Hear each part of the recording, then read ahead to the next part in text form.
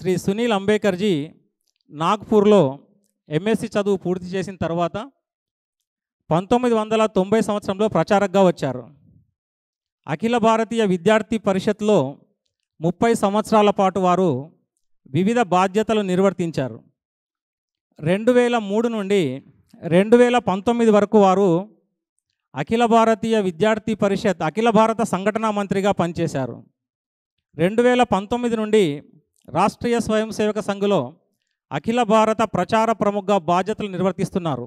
వారి కేంద్రం భాగ్యనగర్. పుస్తకాలను ఆవిష్కరించవలసిందిగా మాననీయ ఆచార్య వెల్దండ నిత్యానందరావు గారిని, ఆదరణీయులు సునీల్ అంబేకర్ జీని కోరుతున్నాను.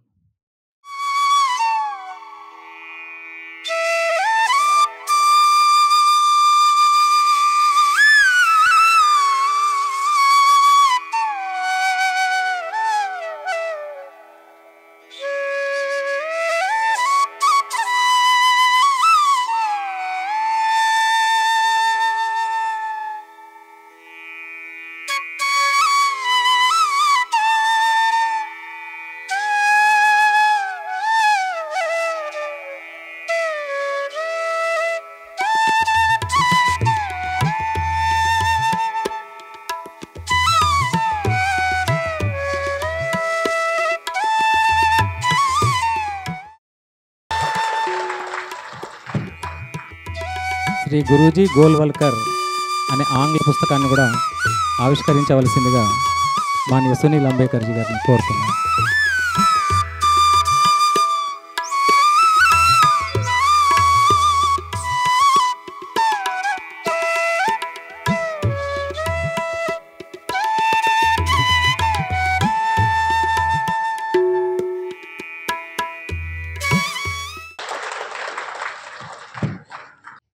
आज हमारे बीच में उपस्थित vice chancellor sir professor Nityanand ji, माननीय सुंदर गारू, अन्य सभी को नमस्ते। श्री गुरुजी लगभग 1906 का उनका जन्म था और 1973 में वो हम में से चले गए। लेकिन उनके जीवन में बहुत कम आयु में राष्ट्रीय स्वयंसेवक संघ के सरसंघचालक का दायित्व उनके पास आया। वैसे डॉक्टर जी ने अपनी आयु के जब वो 36 साल के थे तब उन्होंने राष्ट्रीय स्वयंसेवक संघ प्रारंभ किया और जाते जाते श्री गुरुजी को जब ये दायित्व दिया तब वो केवल 34 वर्ष के थे। देश के लिए भी समय अनुकूल नहीं था क्योंकि हम पराधीन थे और संघ के लिए भी उतना अनुकूल नहीं था क्योंकि हिंदू की बात समझाना उस समय जिस तरह की राजनीति चल रही थी वो राजनीति में हिंदू शब्द उतना प्रतिष्ठित नहीं हो रहा था। बहुत सारे विद्वान, देश को समझने वाले बहुत सारे लोग तब भी लिख रहे थे। विज्ञान की किताब भी लिखनी है तो हिंदू केमिस्ट्री लिख रहे थे। मालवीय जी विश्वविद्यालय राष्ट्रीय शिक्षा आंदोलन में स्थापित करना चाहते थे तो उन्होंने अपने विश्वविद्यालय का नाम भी काशी हिंदू विश्वविद्यालय, आजकल जिसको हम BHU बोलते हैं। तो निश्चित रूप से कुछ अलग अलग क्षेत्रों में जो प्रमुख लोग थे वो बहुत सहज रूप से, स्वाभाविक रूप से हिंदू शब्द का उपयोग करते थे। जो देश में मुसलमान भी थे, अगर वो उर्दू का उदय भी हो रहा था, उर्दू में भी अपने देश का नाम हिंदुस्तान के रूप में वो बोलते थे, प्रचलन में जो चल रहा था। परंतु जो 1920 के बाद जो देश में राजनीति जिस तरह से रूप ले रही थी उसने अपना स्वरूप बदलना प्रारंभ किया था, और जिसमें एक बात उठाई जा रही थी कि कोई भी बात राष्ट्रीय तब मानी जाएगी जब उसमें हिंदू और मुसलमान साथ में हो, उनका प्रतिनिधित्व हो, पूरी बात बोली जाए। और ये बात लगातार बोली जा रही थी कि हमारी जो चरित्र है वो गंगा जमुना का है, मतलब मिश्र है, परंतु ये बात जानबूझकर भुला दी जा रही थी कि गंगा यमुना मिलने के बाद वो गंगा ही हो जाती है। ये बात बिल्कुल अपनी चर्चा से बाहर रखी जा रही थी। और जो मुख्य राजनीति चल रही थी, जिसका प्रतिनिधित्व उस समय की कांग्रेस कर रही थी, उसमें भी इस तरीके की बातों का प्रवेश हुआ था। बहुत सारे अन्य जो संगठन बनाए जा रहे थे विभिन्न राजनीतिक उद्देश्य से, उनमें भी सोशलिस्ट, समाजवादी, ये शब्द बहुत प्रचलन में आया था, सोशलिस्ट। और एक तरीके से फैशनेबल हुई थी सार्वजनिक जीवन में, पब्लिक लाइफ में, कि आप इस तरीके की शब्दावलियों का उपयोग करो। और जिनको भी पब्लिक लाइफ में जाना था वो सामान्यतः उन शब्दावलियों का उपयोग कर रहे थे। और उसी समय से जो हिंदू की बात करेगा, हिंदू हित की बात करेगा, इस राष्ट्र की अस्मिता से, इस राष्ट्र के परिचय से हिंदू जोड़ेगा, उस पे प्रहार प्रारंभ हो गए थे।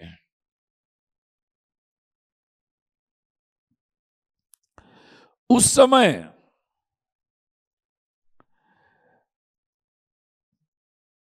दूसरा प्रवाह भी देश में प्रवाहित था। 1893 में स्वामी विवेकानंद ने शिकागो में जाकर अपने देश के हिंदू धर्म की पताका को, ध्वजा को लहराया था, और उसके बारे में एक पुनर्चिंतन, हिंदुत्व की ओर देखने का एक पुनर्चिंतन प्रारंभ हो गया था। उस विचार को लेकर चलने वालों की धारा भी समाज में चल पड़ी थी। और उस समय ये समाज जीवन में, राष्ट्र जीवन में, जब देश स्वाधीनता की लड़ाई लड़ रहा था, तब ये एक डिबेट पूरे देश में चल पड़ी थी कि हम है कौन, हमारा परिचय क्या है, हम राष्ट्र के नाते हम कौन हैं, हमारी विशेषताएं क्या हैं।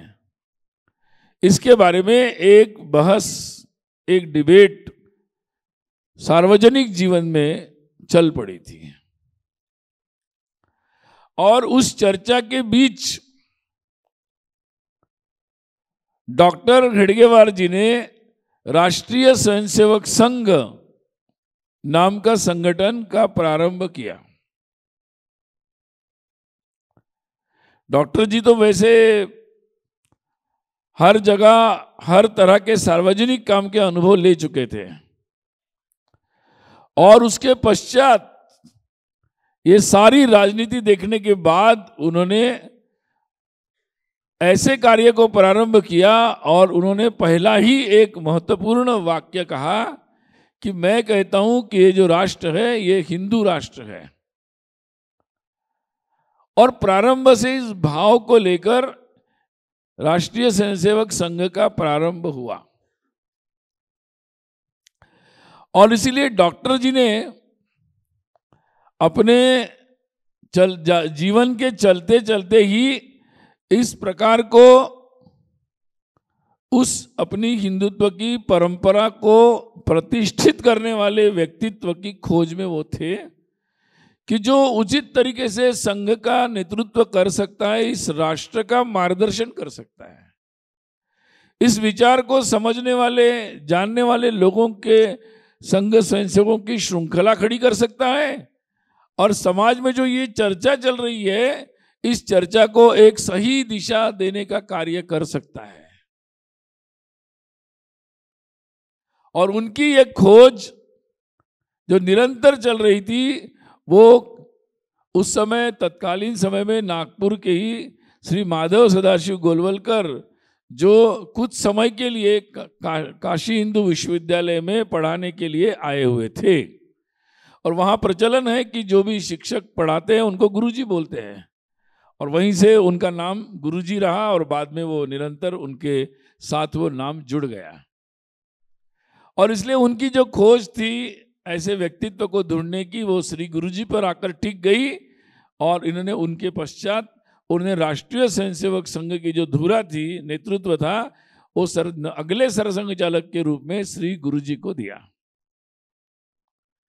और इसलिए पूरे गुरुजी के जीवन में उनका व्यक्तित्व प्रेरक था, प्रभावी भी था, उनका जीवन संन्यस्त था, बुद्धि प्रगाढ़ थी, वाचन व्यापक था, स्मृति अद्भुत थी। ऐसे उनके व्यक्तित्व का बहुत कुछ वर्णन किया जा सकता है, लेकिन अगर सबसे बड़ा वर्णन उनके व्यक्तित्व का था तो वो इस राष्ट्र कार्य के लिए समर्पित ऐसा व्यक्तित्व था। उन्होंने अपनी ये सारी जो उनके पास पूंजी थी, उस सब को उन्होंने डॉक्टर जी से मिलने के बाद उन्होंने निर्णय कर लिया था कि ये संपूर्ण मेरा जो भी पूंजी है वो सब राष्ट्र के लिए समर्पित है। और ऐसे गुरुजी का जो जीवन है, जब प्रारंभ हुआ तो देश में तो स्वाधीनता का संघर्ष चल रहा था। तो गुरुजी के जीवन की विशेषता यह है कि लंबे समय तक, लगभग 40 में 1940 में वो सरसंघ चालक का दायित्व लेते हैं और अपने जीवन के अंत तक 1973 तक निरंतर प्रवास कर रहे हैं। इन वर्षों में उन्होंने देश में परिस्थितियां बदलती गई। उनके समय में एक समय जब हम पराधीनता में हैं, एक समय जब हम स्वाधीन हो चुके हैं। और ऐसे समय में केवल राष्ट्रीय स्वयंसेवक संघ की दिशा इतना ही नहीं, स्वयंसेवकों का मार्गदर्शन इतना ही नहीं, तो राष्ट्र के सामने उस समय समय पर जो विषय आए उसका उचित मार्गदर्शन गुरुजी ने किया है। और वो अत्यंत महत्वपूर्ण समय था राष्ट्र के लिए। एक पराधीनता का संघर्ष था और एक स्वाधीन राष्ट्र के रूप में आगे बढ़ने के कई निर्णय करने का समय था। ऐसे समय में श्री गुरुजी का सरसंघ चालक होना और उनका ऐसे विषयों पर मार्गदर्शन करना बहुत महत्वपूर्ण था। 1942 में ही ये ध्यान में आया कि जब चले जाओ आंदोलन जो चल रहा था, उसमें जो उसकी सफलता है या उसका जो प्रभाव और परिणाम है, उसमें कहीं ना कहीं ऐसा ध्यान में आ रहा था कि जो वो निर्णायक नहीं होगा। और जिस तरीके से देश विभाजन के लिए जो राजनीति प्रारंभ हो गई थी, उसका अंदाजा श्री गुरुजी को था। और वो बार बार ये बात के लिए समस्त समाज को और नेतृत्व को, जो लोग समाज जीवन नेतृत्व कर रहे थे, उन सब को वो कह रहे थे कि इसके बारे में सतर्क होना चाहिए और पूरे हिंदू समाज को उन सब परिस्थितियों का सामना करने के लिए तैयार होना चाहिए। और जो संगठन है समाज जीवन में, उनको भी तैयार होना चाहिए। और उन्होंने संघ को तैयार करने के लिए 1942 में सभी लोगों को कहा कि अब विस्तार संघ का इतना होना चाहिए कि हर परिस्थिति में हिंदू समाज परिस्थिति का सामना कर सके, उस स्थिति में होना चाहिए, स्वयंसेवक उसके साथ खड़े होना चाहिए। और ऐसे सारे समय में श्री गुरुजी का मार्गदर्शन होता था। चाहे देश का विभाजन हुआ, संघ का उतना विस्तार नहीं था, परंतु जितने स्वयंसेवक थे उनको गुरुजी ने कहा कि अब बस हिंदू समाज की रक्षा के लिए जुट जाओ। और आपको आश्चर्य होता है कई लोगों को कि जब दिल्ली में राजनीति चल रही थी सत्ता की, उस समय श्री गुरुजी 7 अगस्त 7 अगस्त 1947 यानी 15 अगस्त से 7-8 दिन पहले वो कराची में थे। कराची में स्वयं रहकर किसी उस परिस्थिति में स्वयंसेवकों का, समाज का धैर्य बांध रहे थे, उनका मार्गदर्शन कर रहे थे। तो he was like a general कि जो स्वयं स्वयंसेवकों के साथ खड़े होकर मार्गदर्शन कर रहे थे और वो देख रहे थे कि किस तरीके से उधर जो पाकिस्तान बन रहा है उसका रवैया कैसा होगा। इसलिए उन्होंने कहा कि कश्मीर जो है वहां पर हमला हो सकता है और उसके बारे में जो जहां जहां द्वंद्व चल रहा है उस द्वंद्व को तुरंत समाप्त करना चाहिए। इसलिए गुरुजी के मार्गदर्शन में ही पश्चात जब दादरा नगर हवेली, दीव दमन, गोवा ये बहुत समय तक जब स्वाधीन ही नहीं हो रहे थे और पोर्तुगीज नहीं जा रहे थे, उस समय फिर संघ के स्वयंसेवकों ने गुरुजी के मार्गदर्शन में उस मुक्ति का एक आंदोलन चलाया। बाद में 62 के आसपास ये सारा क्षेत्र स्वाधीन हुआ और कभी कभी आश्चर्य लगता है कि 47 में पूरा भारत स्वाधीन हुआ, लेकिन उसके बाद भी इतने वर्षों तक ये चलता रहा। ये आज के समय में ये बातें बहुत महत्वपूर्ण है समझने की कि कितना सतर्क होना चाहिए लोगों को और कितने सतर्क अब हम जिनको भी ऐसे दायित्व देते हैं उनके ऊपर, उनके सामने पूरे समाज को भी खड़ा होना पड़ता है कि इन बातों के साथ राष्ट्र के एकात्मता हित के साथ कोई समझौता नहीं। देश का जब स्वाधीनता के पश्चात कार्य प्रारंभ होता है उस समय भी गुरुजी का जो मार्गदर्शन है कि हमारी भाषाओं के क्या बारे में क्या होना चाहिए, वो कहते हैं कि सारी भारत की जो भाषा है वो राष्ट्रभाषा है, वो सभी राष्ट्रीय भाषा है और जहां विवादों के बीच में कहीं कोई इस तरफ है कोई इस तरफ है, वहां श्री गुरुजी बिल्कुल निरपेक्षता से बात को स्पष्ट रूप से रख रहे हैं। और इसलिए उसके पश्चात भी देश के संविधान कैसा होना चाहिए, देश की आगे की नीति कैसी होनी चाहिए, इन सब विषयों पर श्री गुरुजी ने विस्तार से समय समय पर मार्गदर्शन किया है। मुख्य रूप से उनके मार्गदर्शन को जो समग्र खंड है, जिनके पूरे विचारों को जहाँ समग्रता से लिया है, उन सभी खंडों को देखेंगे तो ध्यान में आएगा कि राष्ट्र के संदर्भ में राष्ट्र क्या है, हिंदुत्व क्या है और राष्ट्र के संदर्भ को ध्यान में रखकर हमारे समाज जीवन की रचना कैसी होनी चाहिए, इस बारे में बहुत ही विस्तृत मार्गदर्शन श्री गुरुजी ने किया है। अभी ये जो पुस्तक प्रकाशित हुई है श्री गुरुजी दृष्टि व दार्शनिकता तेलुगु में, उस पुस्तक के अनुवाद है। इस पुस्तक में उन सारे विचारों को जो गुरुजी ने मार्गदर्शन किया था उनको बहुत संपादकों ने, जो मूल संपादन किया श्रीमान रंगाहरी जी, उन्होंने और उनके साथ जो लगे थे, काफ़ी प्रयत्नों से हम जैसे सभी वाचकों के लिए उसको समाहित किया है एक खंड में। पूरे बाकी 12 खंडों को इस 13वां जो पुस्तक है 13th बुक, इसमें समाहित किया है। सो इजीली रीडेबल ऐसा ये पुस्तक अब तेलुगु में भी आ गया है।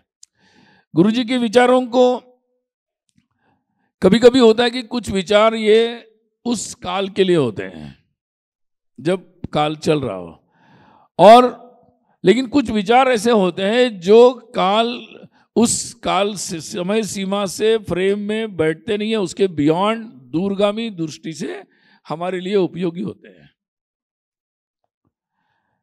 जैसे श्री गुरुजी ने चीन की जो प्रवृत्ति है, चीन के केवल आक्रमण के बारे में नहीं, उन्होंने चीन की जो विस्तारवादी प्रवृत्ति है हर तरीके की, उसके बारे में वो लगातार बोलते थे। बाद में 62 में जब उनका आक्रमण हुआ, उसके पश्चात जो परिस्थिति बनी, परंतु उनका मार्गदर्शन उसमें भी सटीक था कि अब जो हुआ, जिसकी गलती हुई, जो हुआ राजनीतिक तरीके से वो एक तरफ रखो, अब पूरा राष्ट्र को एक साथ मिलकर सरकार के साथ, हमारी सेनाओं के साथ कंधे से कंधा मिलाकर हर काम में उतरना चाहिए, साथ देना चाहिए।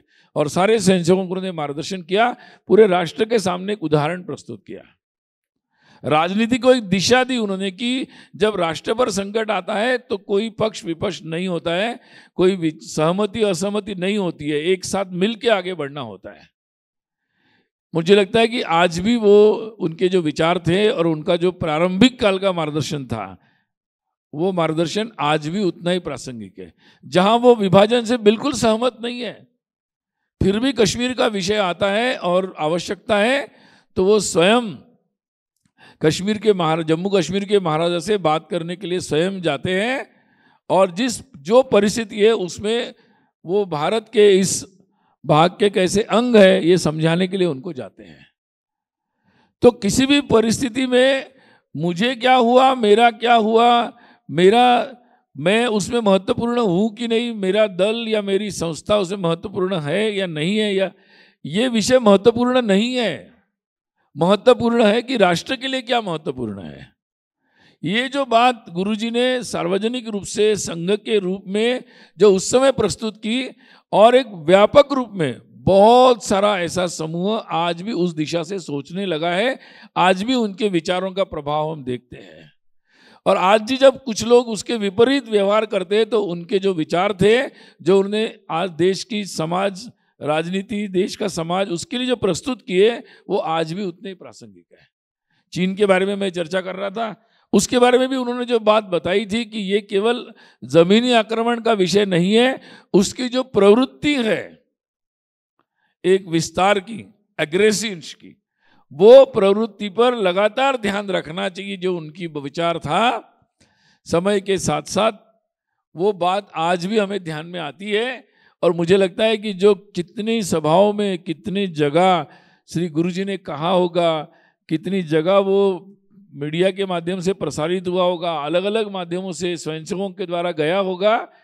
आज जब ये परिस्थिति आती है जहाँ कई देश उन बातों से प्रभावित हो रहे, वहीं अपने देश में उस बात की समझ विकसित हुई है, और उन बातों को कैसे हम लोग उससे निकलेंगे, इसके लिए समाज में बहुत सारे लोग प्रयास करते हुए दिख रहे हैं। तो क्योंकि ये जो विचार बनते हैं पूरे समाज के, संगठन के, ये एक दिन में नहीं बनते। ऐसे जो दृष्टा लोग होते हैं, गुरुजी जैसे, श्री गुरुजी जैसे, उनके सतत विचरण से, सतत विचार मार्गदर्शन से ये सारे विचार बनते हैं। उन्होंने बहुत एक महत्वपूर्ण बात पे उन्होंने प्रयास किया था अपने जीवन में, और उनका ये विचार था कि हिंदू समाज में जो जाति जाति के नाम पर भेद है वो शास्त्र के आधार पर नहीं है, और इसलिए उन्होंने अपने जीवन काल में हिंदू एकता का एक बहुत महत्वपूर्ण प्रयास किया। वो सभी साधु संत ऋषिगण सभी के पास गए, या अपने कार्यकर्ताओं को उन्होंने उनके पास भेजा, और उद्देश्य यही था कि कम से कम ये बात समाज में से बात जाने के लिए महत्वपूर्ण बात ये होगी क्योंकि समाज शास्त्र के आधार पर चलता है, और इसलिए ये बात स्पष्ट हो जाए कि शास्त्रों में ये जाति जाति का भेद या जन्म आधारित भेद की कल्पना नहीं है, वो सब कुछ कर्म आधारित है। और ये बात उन्होंने विश्व हिंदू परिषद की स्थापना के उद्देश्य में महत्वपूर्ण रूप से रखी, और उस अधिवेशन में हिंदवा सोदरा सर्वे न हिंदू पतितो भवेत, कोई भी हिंदू है तो वो पतित कैसे हो सकता है, और जो भी हिंदू किसी भी जाति में हो, किसी भी परिस्थिति में हो, वो हम सब सहोदर है।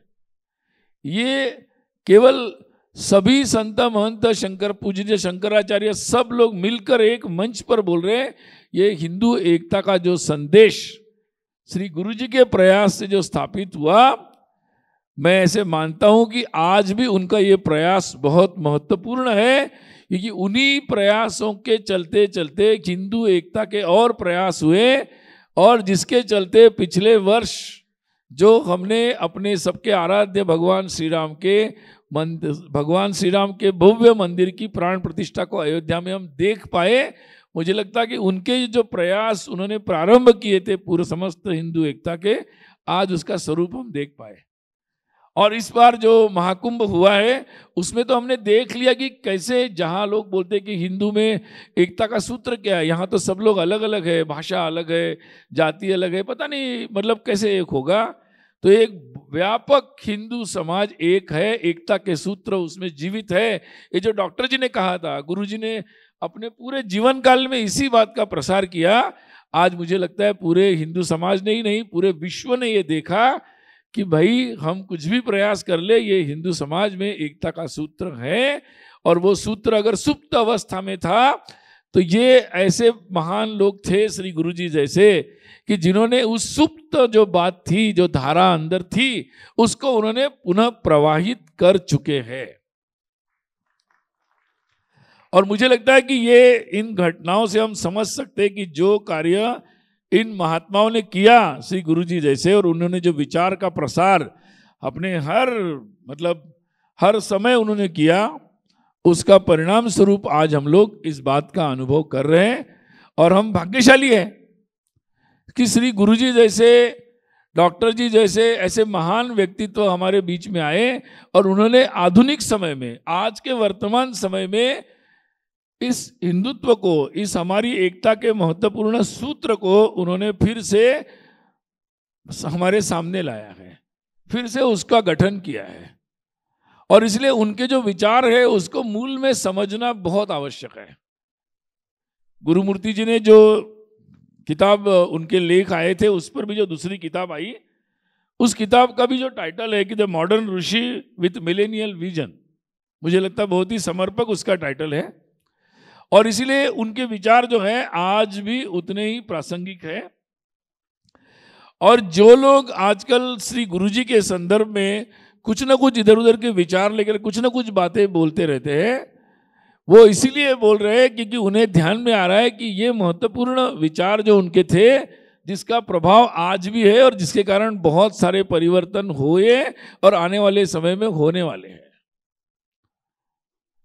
ये जो आज हमारे देश में श्री गुरुजी के समय ही उन्होंने कहा था कि ये जो मतांतरण है, इस मतांतरण से कहीं ना कहीं राष्ट्रांतरण होता है।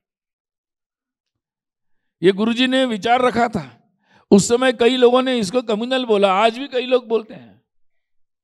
परंतु आने वाले समय में हमने देखा कि किस तरीके से ऐसे ऐसे क्षेत्र में अलगाव के आंदोलन उठे।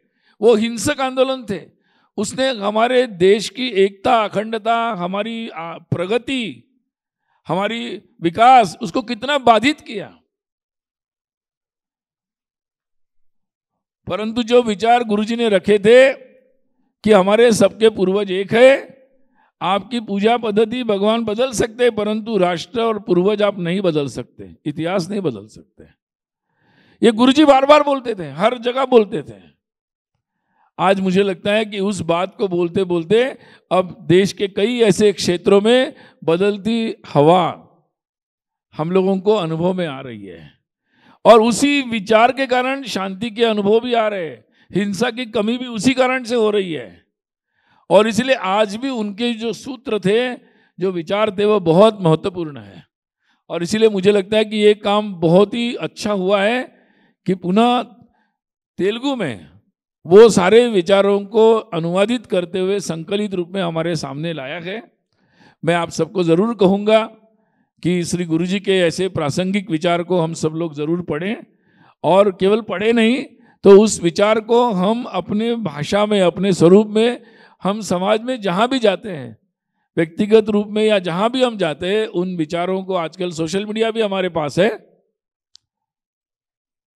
तो हम अपने उस माध्यमों से भी गुरुजी के अलग अलग विषयों पर जो छोटे छोटे कम शब्दों में जो विचार उनके हैं लेकिन स्पष्ट हैं, तर्कपूर्ण है, आज भी प्रासंगिक है और समाधानकारी है, मतलब जिससे सॉल्यूशंस बन सकते हैं। तो उन बातों को हम भी लेकर जाएं समाज के पास, ताकि हम यथाशीघ्र जो कार्य के लिए लगातार ये प्रयास चल रहा है, श्री गुरुजी जिस सरसंघ चालक थे, आज उस राष्ट्रीय स्वयंसेवक संघ के कार्य के 100 वर्ष पूर्ण हो रहे हैं। इसी वर्ष विजयादशमी में इस कार्य के 100 वर्ष होंगे, और आने वाले समय में बहुत महत्वपूर्ण कार्य जिन कार्यों को उन्होंने प्रारंभ किया था, समाज जीवन के, समाज परिवर्तन के कार्य, उन कार्यों को आगे ले जाने का ये समय है। ऐसे महत्वपूर्ण प्रसंग पर ये पुस्तक आई है, दोनों अभिनंदनीय है। और मैं निश्चित कहूँगा कि हमारे जितने भी जो प्रकाशक हैं वो ऐसी और किताबें आने वाले समय में इस शताब्दी वर्ष के निमित्त लेकर आएँ, ताकि हम सब के लिए उपलब्ध हो। और मैं इस कार्य के लिए उनको शुभकामना देता हूँ। पुनः एक बार अभिवादन।